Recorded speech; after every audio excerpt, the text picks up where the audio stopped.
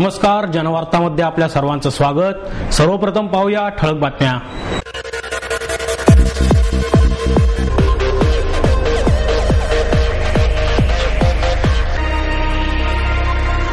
काँग्रेस सरचिटणीस राहुल गांधी यांना अटक केल्यामुळे मायावती सरकारच्या विरोधात काँग्रेस पक्षाच्या वतीने अलका थिएटर चौकात तीव्र निदर्शने। ज्येष्ठ दिग्दर्शक आणि साहित्यिक म गो उर्फ बाबा पाठक यांच्या 85 निमित्त आयोजित चित्र साहित्य उत्सवाला उत्साहात सुरुवात। महापालिकेच्या अंदाजपत्रकाची भाषा क्लिष्ट असल्यामुळे ते 90% नगरसेवकांना कळतच नाहीत, महापौर मोहनसिंग राजपाल यांची टिप्पणी। सहकार नगरमध्ये 13 जून पासून महापालिकेचे ई लर्निंग स्कूल सुरू होणार, विरोधी पक्षनेते आबा बागुल यांची पत्रकार परिषदेत माहिती। कविवर्य कुसुमाग्रजांच्या काव्याविष्काराचा शब्दोत्सव या विशेष कार्यक्रमात प्रेक्षकांनी भरभरून लुटला आनंद। आणि प्रसिद्ध शिल्पकार प्रसाद जगताप यांच्या विविध कलाकृतींच्या प्रदर्शनाचे दर्पण आर्ट गॅलरी येथे आयोजन। काँग्रेस सरचिटणीस राहुल गांधी यांना अटक केल्यामुळे मायावती सरकारच्या विरोधात काँग्रेस पक्षाच्या वतीने अलका थिएटर चौकात तीव्र निदर्शने करण्यात आली। या निदर्शनांमध्ये विरोधी पक्षनेते आबा बागुल, नगरसेवक दीपक मानकर, काँग्रेस प्रदेशाध्यक्ष अभय छाजेड, शिक्षण मंडळ अध्यक्षा संगीता तिवारी यांच्यासह अनेक कार्यकर्त्यांनी सहभाग घेतला। महिला कार्यकर्त्यांची उपस्थितीही लक्षणीय होती। काँग्रेसचे झेंडे फडकावत राहुल गांधी आगे बढ़ो, हम तुम्हारे साथ है, मायावती हाय हाय इत्यादी घोषणा देत अलका चौकात त्यांनी ठिय्या मांडला। त्यामुळे वाहतुकीच्या या मुख्य चौकात ट्रॅफिकचा खोळंबा झाला। अनेक महिला कार्यकर्त्यांनी सुद्धा पोटतिडकीने घोषणा देत राहुल गांधींना पाठिंबा व्यक्त केला आणि मायावती सरकारचा निषेध व्यक्त केला। या निदर्शनांसंदर्भात बोलताना छाजेड म्हणाले, काल त्या ठिकाणी शेतकऱ्यांचं आंदोलन चाललेलं आहे आणि काल सकाळपासून राहुल गांधी या त्या शेतकऱ्यांच्या आंदोलनामध्ये सामील झाले होते, परंतु दुर्दैवानं त्यांना रात्री मायावती सरकारने अटक केलं। खरं म्हटलं तर अशा प्रकारचं शांततामय आंदोलन चालू असताना असं अटक करणं हे चुकीचं आहे आणि म्हणून अटक केल्यानंतर त्यांना काही काळामध्ये सोडलं, परंतु शेतकऱ्यांच्या प्रश्नाला वाचा फोडत असताना अशा प्रकारच्या राष्ट्रीय नेत्याला अटक करणं ही अत्यंत दुर्दैवाची बाब आहे आणि म्हणून काँग्रेस पक्षातर्फे त्या ठिकाणी त्या मायावती सरकारचा निषेध करण्यासाठी आणि राहुल गांधींच्या नेतृत्वावर विश्वास दर्शवण्यासाठी अशा प्रकारचं आंदोलन आम्ही या ठिकाणी निदर्शनं करून पुणे शहरातल्या सर्व काँग्रेस जनांनी या ठिकाणी एकत्र येऊन अशा प्रकारचं आंदोलन केलेलं आहे।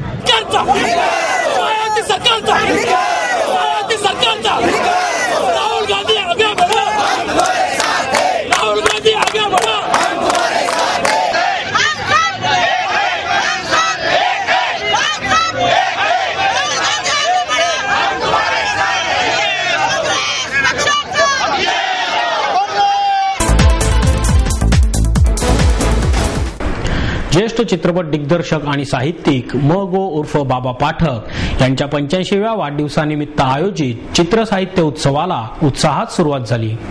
बाबा पाठक यांनी वयांची 85 वर्षे नुकतीच पूर्ण केल्यानिमित्त चित्र साहित्य उत्सवाचे आयोजन करण्यात आले। म गो पाठक गौरव समिती आणि राष्ट्रीय फिल्म संग्रहालय, Trust of Art of Life, Akhil Bharatiya Marathi चित्रपट महामंडळ, अनुबंध प्रकाशन, संवाद पुणे, पुण्यभूषण फाउंडेशन यांनी या उत्सवाचे आयोजन केले। बाबांच्या साहित्यावर आधारित साहित्य विश्व या परिसंवादाचे आयोजन करण्यात आले। यावेळी पुण्यभूषण फाउंडेशनचे डॉक्टर सतीश देसाई, लघुपट दिग्दर्शक योगेश्वर गंधे, ज्येष्ठ साहित्यिक दमा मिरासदार, ज्येष्ठ पत्रकार सुरेशचंद्र पाध्ये, समीक्षक रवी प्रकाश कुलकर्णी, निर्माते रवींद्र जोशी उपस्थित होते। यावेळी बाबांच्या चित्रपटांच्या पोस्टरचे आणि त्यांनी लिहिलेल्या पुस्तकांचे प्रदर्शन भरवण्यात आले। पहिल्या दिवसाच्या कार्यक्रमाचा समारोप बाबांनी दिग्दर्शित केलेल्या मुक्कामपुष्ट देबेवाडी या चित्रपटाने करण्यात आला। जोशी यांनी वाचकाच्या भूमिकेतून मत मांडले। ते म्हणाले, बाबांची साधी सोपी भाषा आणि त्यातील वाचनीयता हे महत्वाचे विशेषण आहे। बाबांच्या लेखनात अंतर्बाह्य सौंदर्य म्हणजेच वाचनीयतेचे लावण्य आहे। त्यांच्या अनेक पटकथा गाजल्या। चांगल्या पटकथेशिवाय चित्रपट यशस्वी होऊ शकत नाही। तरीही पटकथांचा साहित्यात समावेश का करीत नाहीत याची मला खंत वाटते। आगामी काळात बाबांसोबत एक चित्रपट काढण्याची योजना असल्याचेही त्यांनी यावेळी सांगितले। मिरासदार म्हणाले, बाबांची आणि माझी ओळख लेखनाच्या प्रेमाने झाली। युद्धानंतरच्या काळात लेखनात अनेक बदल झाले. आधी केवळ मध्यमवर्गीय वाचकांसाठी मध्यम वर्गाचेच लेखन होत असे. त्यानंतर शी म माटेंनी ग्रामीण जीवन लेखनात आणले. मात्र बाबा आणि माटेंच्या लेखनात मोठा फरक आहे. माटेंनी हे ग्रामीण जीवन दुरूनच निहाळून लिहिले, तर बाबांनी स्वतः अनुभवून ग्रामीण साहित्यात जीवनातील वास्तवता आणली. तसेच त्यांनी जीवनातील विरोधाभासही मांडला आहे. मात्र चित्रपट क्षेत्रात गेल्याने त्यांचे लेखन केवळ पटकथा आणि संवाद लेखनापर्यंतच मर्यादित राहिले. ते साहित्यात राहिले असते तर आणखी नवीन बदल घडले असते, असेही मिरासदार यांनी सांगितले. यावेळी गदिमा आणि बाबा यांच्यातील मैत्रींच्या आठवणींना कुलकर्णी यांनी उजाळा दिला. विनया देसाई यांनी सूत्रसंचालन केले, तर सुनील महाजन यांनी आभार मानले. महापालिकेच्या अंदाजपत्रकाची भाषा क्लिष्ट असल्यामुळे ते 90% नगरसेवकांना कळतच नाही, अशी टिप्पणी महापौर मोहनसिंग राजपाल यांनी केली. नागरिकांच्या कराचा पैसा वर्षभरात विकास कामांवर कसा खर्च होणार आहे हे सांगणारे पुणे महापालिकेचे अंदाजपत्रक सुलभ भाषेत करण्यात आले आहे. त्यावर आधारित माझे शहर माझे मूल्य ही पुस्तिका जनवाणी या स्वयंसेवी संस्थेने तयार केली असून त्याचे प्रकाशन महापौर राजपाल यांच्या हस्ते झाले. यावेळी माजी पालिका आयुक्त रमानाथ झा, अर्थतज्ञ रविकांत जोशी, जनवाणीचा संचालिका किशोरी गद्रे आदी उपस्थित होते. अध्यक्षस्थानी माजी कॅबिनेट सचिव बी.जी. देशमुख होते. महापौर म्हणाले, अंदाजपत्रकातील रकाने कायम असतात, रकमा मात्र मागे पुढे होत असतात. अंदाजपत्रक वास्तवापेक्षा 300-350 कोटींनी फुगवून तयार केलेले असते. अंदाजपत्रकात जी कामे नमूद केलेली असतात त्यापैकी 60 ते 65% कामे प्रत्यक्षात होतात. 35 ते 40% कामे होतच नाहीत. महापालिकेची कामे किती तत्परतेने होतात, त्याची गुणवत्ता कशी असते याची पाहणी जनवाणीने केल्यास कामांमध्ये बरीच सुधारणा होऊ शकेल. अंदाजपत्रक वास्तववादी होण्यासाठी नागरिकांनी पुढाकार घ्यावा, सूचना कराव्यात, असे आवाहनही त्यांनी यावेळी केले.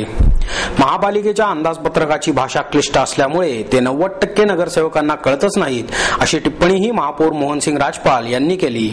आर्थिक वर्षाच्या अखेरीस टेंडर मोठ्या संख्येने स्थायी समितीसमोर येतात, असे का होते असा प्रश्न करून महापौर राजपाल म्हणाले, दर आठवड्याला स्थायी समितीसमोर विषय आल्यास कामे मार्गी लावणे शक्य होईल. काही नगरसेवक इगोमुळे एकमेकांवर कुरघोडी करतात, त्यामुळे कामे मागे पुढे ढकलली जातात. कामांचा पाठलाग केल्याशिवाय ती मार्गी लागत नाहीत. रणजित गाडगीळ, सुनील अगरवाल, अंबरीश गालिंदे, अनुराधा प्रमोद पोटभरे यांचा यावेळी सत्कार करण्यात आला. किशोरी गद्रे यांनी प्रास्ताविक केले, तर श्वेता देशमुख यांनी आभार मानले. सहकार नगरमध्ये 13 जून पासून ई लर्निंग स्कूल सुरू होणार, अशी माहिती विरोधी पक्षनेते आबा बागुल यांनी पत्रकार परिषदेत दिली. पूर्व प्राथमिक पासून ते भविष्यात 10वी पर्यंतचे सर्व शिक्षण इंग्रजी माध्यमातून आणि तेही वह्या पुस्तकांऐवजी संगणकाच्या मदतीने व्हावे, या हेतूने पुण्यातील सहकार नगर मधील शिवदर्शन येथे ई लर्निंग स्कूल 13 जून पासून सुरू होत असून पुढील महिन्यात त्याचे औपचारिक उद्घाटन होणार असल्याची माहिती विरोधी पक्षनेते आबा बागुल यांनी पत्रकार परिषदेत दिली. तब्बल 12 कोटी रुपये खर्चून हे ई लर्निंग स्कूल बांधण्यात आले असून Rajiv Gandhi academy of e learning school असे त्याचे नामकरण करण्यात आले आहे. ही शाळा सीबीएसई बोर्डाशी संलग्न आहे. 70,000 चौरस फुटामध्ये ही 5 मजली वास्तू उभारण्यात आली असून अल्प उत्पन्न गटातील मुलामुलींना येथे प्रवेश दिला जाणार आहे. येथे व्यक्तिमत्व विकास यावरही भर दिला जाणार आहे. या शाळांमध्ये 190 संगणक बसवले जाणार आहेत. इंग्रजी माध्यमातील शाळांमधील 22 डीएड शिक्षिका, 9 बालवाडी शिक्षिका यांना विशेष प्रशिक्षण दिले जात असल्याचे बागुल यांनी सांगितले. शैक्षणिक साहित्य, गणवेश यांचा खर्च पालिकेतर्फे दिला जाणार आहे. याशिवाय सकाळचा नाश्ता, दूध आणि जेवण विद्यार्थ्यांना दिले जाणार आहे.